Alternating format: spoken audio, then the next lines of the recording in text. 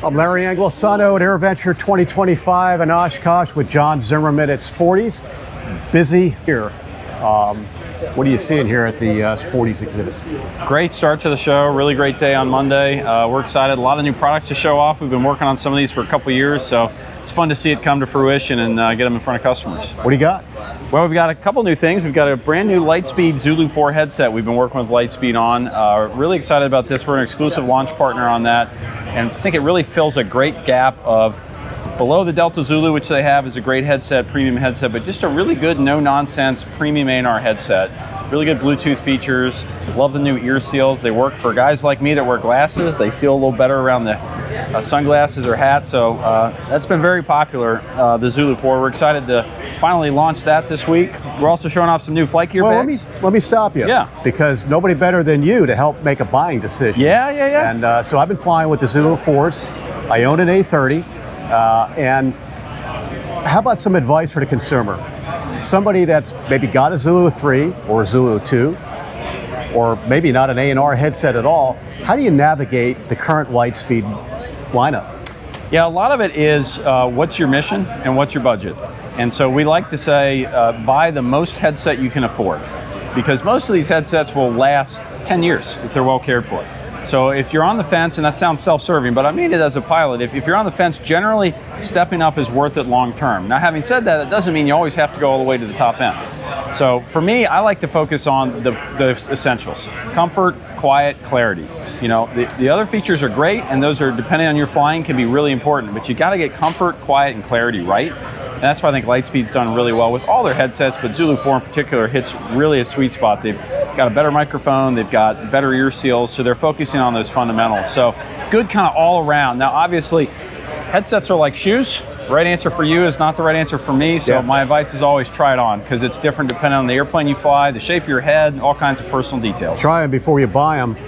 I'll throw a curveball at you. So you're buying a pair of headsets for the cabin, backseaters.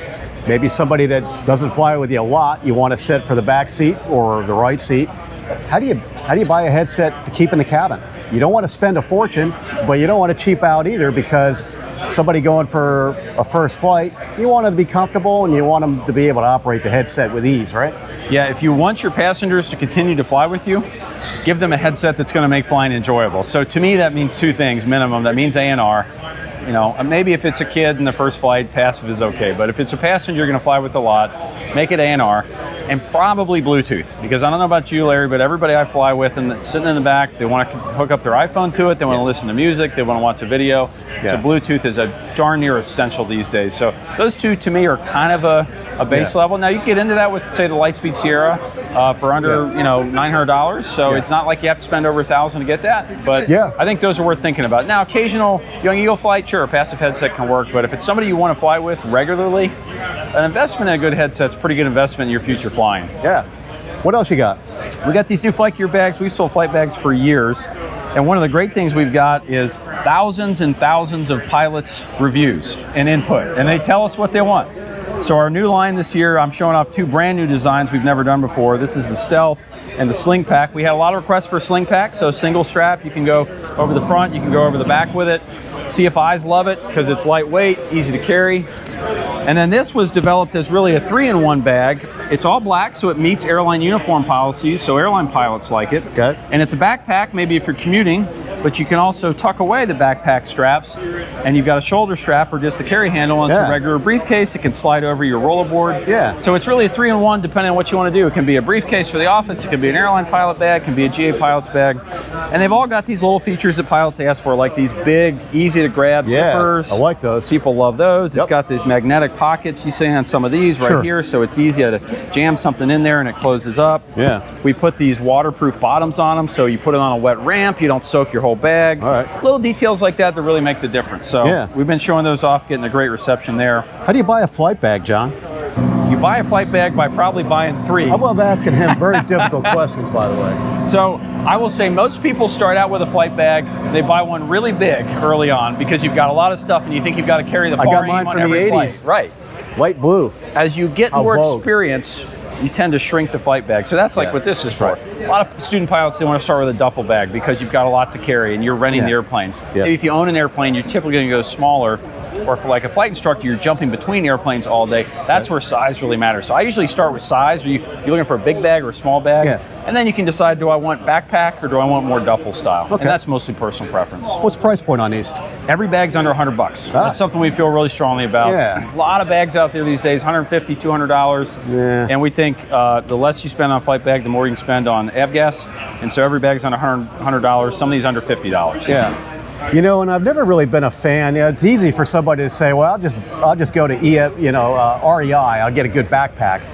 I've done it. It doesn't really work. I'll give you one quick example.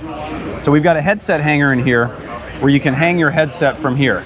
Because what happens if you don't do that is it's on the bottom of the bag and then inevitably you drop it. And the first thing to hit the ground is your $1,200 headset. So having a purpose-made flight bag really does present some opportunities to save your investment.